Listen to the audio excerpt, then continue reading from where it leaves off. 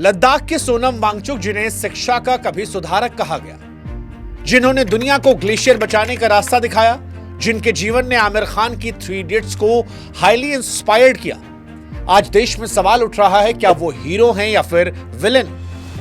लद्दाख की बर्फीली वादियों में उनके अनशन को आज कुछ लोग हिमालय की पुकार बता रहे हैं, तो कुछ उन्हें देश को अस्थिर करने की साजिश रचने वाला खलनायक बता रहे हैं। बीते 36 घंटों में जिस तरह से लद्दाख की सड़कों पर हिंसा भड़की, 4 लोगों की मौत की खबर आई, दर्जनों लोगों के घायल होने का जिक्र हुआ, बीजेपी कार्यालय और सीआरपीएफ की गाड़ियों की जलती तस्वीरें सामने आई, उसके बाद देश में 2 तरह की चर्चा है। राइट विंग उन्हें विदेश से फंडिंग लेने वाला, देश में अराजकता फैलाने वाला, पाकिस्तान और चाइना का सपोर्टर कह रहा, तो इस देश का विपक्ष और सोनम के समर्थक ये कह रहे हैं कि जिस इंसान ने लद्दाख के बच्चों के लिए नए स्कूल के मॉडल गढ़े, जिसने ग्लेशियर पिघलने का समाधान खोजा, जो कहता रहा कि मां जैसी मेरी ये धरती है, आज सत्ता एक मुद्दे पर उसे राष्ट्रद्रोही घोषित करने पर तुली है, उसके पीछे ईडी और सीबीआई को लगा चुकी है। विपक्ष कह रहा है कि जो सरकार के खिलाफ खड़ा होता है वो या तो जेल जाता है या बदनाम हो जाता है। लेकिन सवाल राइट लेफ्ट सेंटर से उठकर यह है कि जो सोनम वांगचुक 2019 तक प्रधानमंत्री नरेंद्र मोदी को शुक्रिया कह रहे थे, जो बीजेपी के लाडले थे, आज वो क्यों और कैसे गिरफ्तार हो गए? उनकी गिरफ्तारी पर यह सवाल उठ रहा है, क्या वो लद्दाख के हीरो हैं या देश को अस्थिर करने वाले विलेन?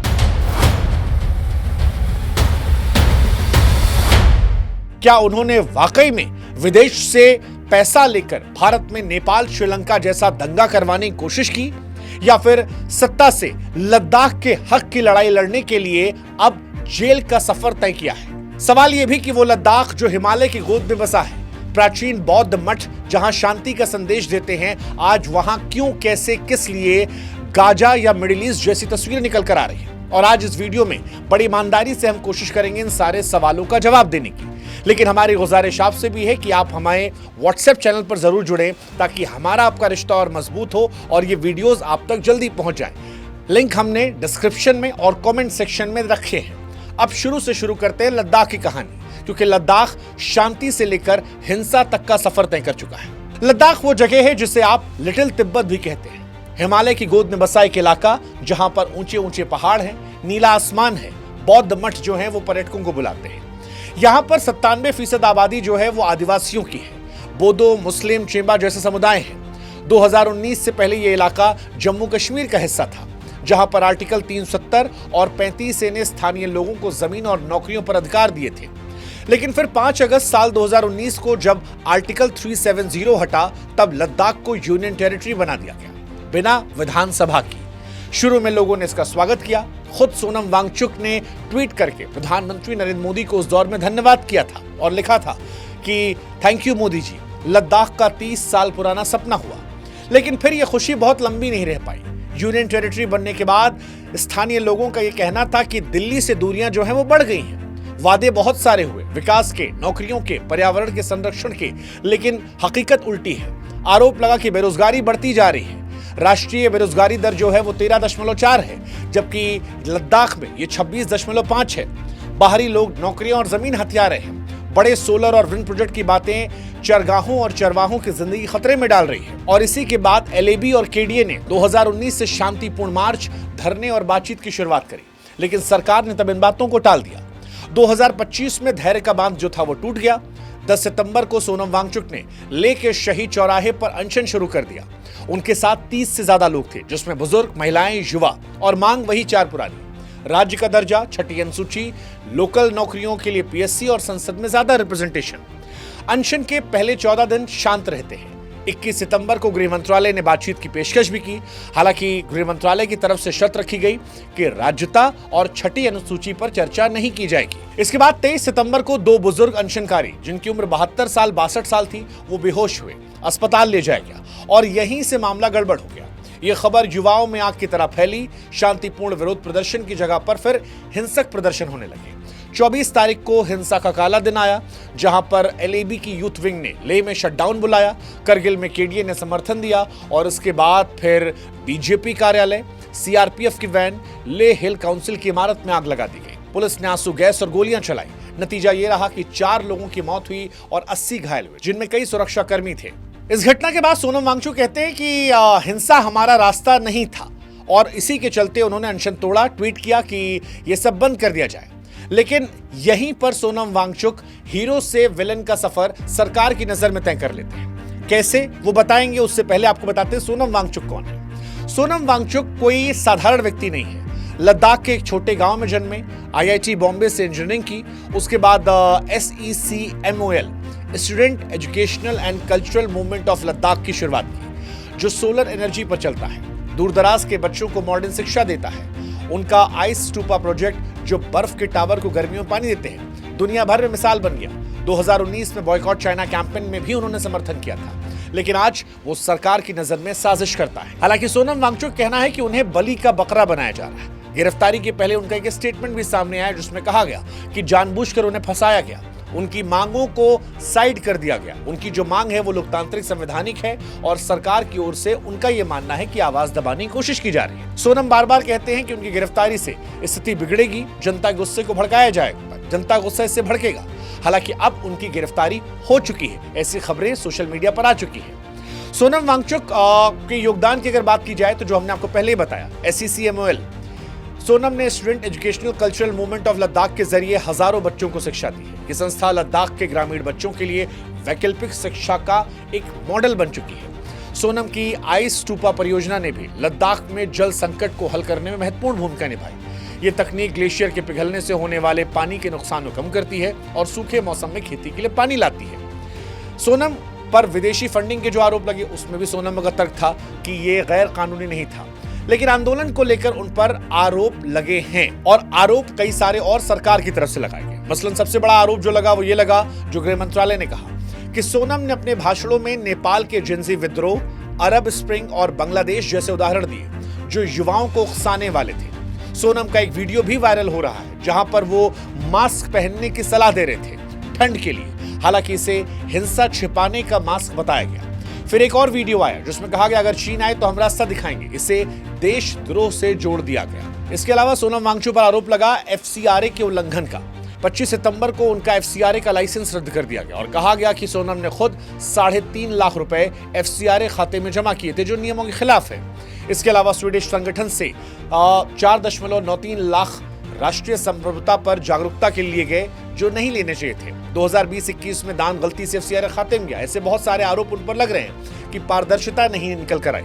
आरोप उन पर पाकिस्तान और चाइना और बांग्लादेश कनेक्शन के भी हैं। उनकी तस्वीरें वायरल हो रही हैं। फरवरी 2025 में उनकी पाकिस्तान यात्रा की तस्वीरें वायरल हो रही हैं। बांग्लादेश के मौजूदा प्रधानमंत्री के साथ भी तस्वीरें वायरल हो रही हैं। हालांकि ये कोई सबूत नहीं है, फिर भी राइट विंग की तरफ से चीन पाकिस्तान गठजोड़ को लेकर उनकी एक इमेज बनाई जा रही है। बीजेपी ने यह भी कहा कि वो कांग्रेस के लिए बैटिंग कर रहे हैं और इन सब के बाद उन पर तमाम तरह की जांच बैठ गई है। मनी लॉन्ड्रिंग से लेकर उन पर विदेशी फंडिंग के आरोप हैं और अब उन पर कई तरह की जांच है। हालांकि सोनम वांगचुक कहना है कि ये जांच, ये विरोध, ये उनकी इमेज खराब करने की कोशिश इसलिए है क्योंकि वो लद्दाख की मांगे रख रहे थे। अब सवाल ये कि लद्दाख की क्या मांगे और क्या वो जायज मांगे हैं, कितनी जरूरी हैं? तो देखिए, मुख्यतः लद्दाख की 4 मांगे। एक है पूर्ण राज्य का दर्जा, फिर है छठी अनुसूची, फिर है पब्लिक सर्विस कमीशन और संसद में ज्यादा रिप्रेजेंटेशन। और ये मांगे 2019 से चली आ रही है।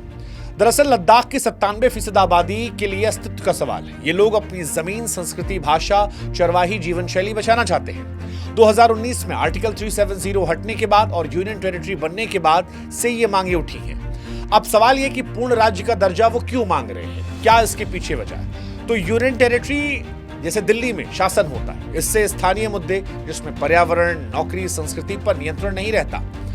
लद्दाख में बेरोजगारी काफी ज्यादा बढ़ गई है। राज्य बनने से ज्यादा फंडिंग होगी, लोकल प्रोजेक्ट्स आएंगे, स्वायत्तता मिलेगी और लोग अपनी जरूरतें खुद तय कर सकेंगे। अब सरकार का पक्ष ये है कि यूनियन टेरिटरी यहाँ पर्याप्त है, यहाँ स्टेटहुड की जरूरत नहीं है और इसीलिए सरकार इस मसले पर बात नहीं कर रही। दूसरा विषय है छठी अनुसूची का। छठी अनुसूची क्या है? आदिवासी इलाकों के लिए स्वायत्त जिला परिषद बनाना, जो जमीन, संसाधन और संस्कृति पर लोकल नियंत्रण दे। यहाँ के लोगों का यह कहना है कि बाहरी लोग जो हैं वो लद्दाख में जमीन खरीद रहे, जिससे चरगा और संस्कृति खतरे में है। छठी अनुसूची से 80-90% नौकरियां जो हैं वो लोकल लोगों को मिलेंगी। माइनिंग या सोलर प्रोजेक्ट पर लोकल वीटो पावर होगा। मिजोरम और अरुणाचल में यह मॉडल पहले से चला आ रहा है। तीसरा है पब्लिक सर्विस कमीशन और लोकल नौकरियां। लोगों का यह कहना है कि 80-90% यहाँ आदिवासी लोग हैं अब जब बाहरी लोग आ रहे हैं तो नौकरियां वो ले जा रहे हैं, जिससे स्थानीय लोगों में बेरोजगारी बढ़ रही है। पीएससी से लोकल स्तर पर परीक्षाएं होंगी, रिजर्वेशन सुनिश्चित होगा, टूरिज्म और ग्रीन एनर्जी बढ़ावा होगा। और इसके अलावा संसद में रिप्रेजेंटेशन की बात है। कहा जा रहा है कि लेह और करगिल के लिए एक की बजाय 2 लोकसभा सीटें दी जाए। दरअसल लद्दाख की आबादी कम है, 3 लाख, लेकिन सीमावर्ती इलाका होने के चलते इसका अलग इंपॉर्टेंस है और इसीलिए यहां पर 2 सीटें मांगी जा रही है ताकि ज्यादा आवाज, ज्यादा फंडिंग और संसद में ज्यादा रिप्रेजेंटेशन हो जाए। ये 4 मसले हैं। अब इन 4 मसलों में 2 मसलों पर सरकार बात करने को तैयार है, 2 मसलों पर सरकार बात नहीं करना चाहती है।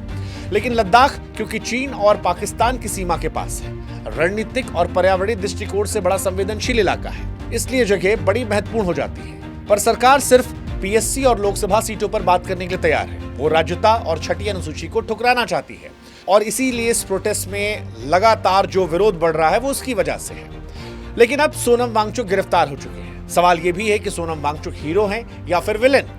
तो देखिए, सोनम वांगचुक ना तो पूरी तरह से नायक है और ना ही पूरी तरह से खलनायक। वो लद्दाख की जनता की आवाज है, जिनकी मांगे छठी अनुसूची, पूर्ण राज्य का दर्जा, जायज और संवैधानिक है। उनके योगदान जैसे कि एससी, एमओएल और आइस्टूपा उनकी नियत और समर्पण को दर्शाते हैं। हालांकि इस बीच में उन्हें कुछ बयान और एफसीआरए विवाद ने उनकी छवि को लेकर कुछ सवाल जरूर खड़े किए हैं। लेकिन फिर भी हमें ऐसा लगता है कि सरकार को भी इन लोगों से बातचीत करनी चाहिए, पारदर्शिता बरकरार रखनी चाहिए। सोनम और उनकी संस्था को एफसीआरए के उल्लंघन पर स्पष्ट जवाब देना चाहिए ताकि पूरा मामला जो है वो जनता की मांगों को लेकर रहे, व्यक्ति विशेष पर ना हो जाए। इसके अलावा सरकार को भी देखना चाहिए कि लोकल लोगों की भावनाओं का सम्मान रहे, तनाव कम किया जाए, हिंसा पर नियंत्रण किया जाए। सोनम को भी अपने बयानों के जरिए यहाँ पर हिंसा रोकनी चाहिए। अब अगर ये मांगे मान ली जाती हैं तो सारी चीजें बेहतर हो जाएंगी, लेकिन अगर ये अनसुनी रहती हैं तो डर इस बात का है कि ये इलाके सेंसिटिव इलाके हैं। लद्दाख में शांति और फैल सकती है। कश्मीर में पाकिस्तान और लद्दाख में चीन जैसे बाहरी साजिश के आरोप जनता को उकसा सकते हैं। लद्दाख की शांति बचाए रखने के लिए जरूरी है कि सरकार भी समझे, समाधान निकाले। हर बार किसी को खालिस्तानी कह देना, पाकिस्तानी कह देना या फिर देश से निकल जाओ या तुम चाइना के करीबी हो, से समाधान नहीं निकलेगा। जनता की भावनाओं को भी समझना होगा और इसीलिए हमें लगता है कि 6 अक्टूबर की मीटिंग में सरकार को भी मैच्योरिटी दिखानी चाहिए।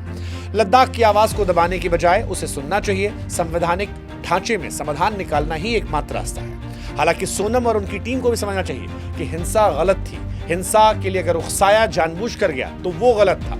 समय संवाद का है, समाधान का है, ताकि लद्दाख को और ज्यादा शांति प्रिय, समृद्ध बनाया जाए और देश की एकजुटता में एक साथ हाथ मिलाकर लद्दाख को भी मुख्यधारा में लाया जाए। उम्मीद करते हैं कि इसका समाधान निकलेगा। लेकिन इस कहानी के जाते जाते सवाल हम फिर छोड़ जाते हैं कि आपकी नजर में सोनम वांगचुक कौन है, एक हीरो या विलेन? क्या आपको लगता है जो आरोप विपक्ष लगा रहा है कि सरकार के खिलाफ जो आवाज दबा उठाता है वो या तो बदनाम होता है या जेल जाता है, वो सही है या गलत?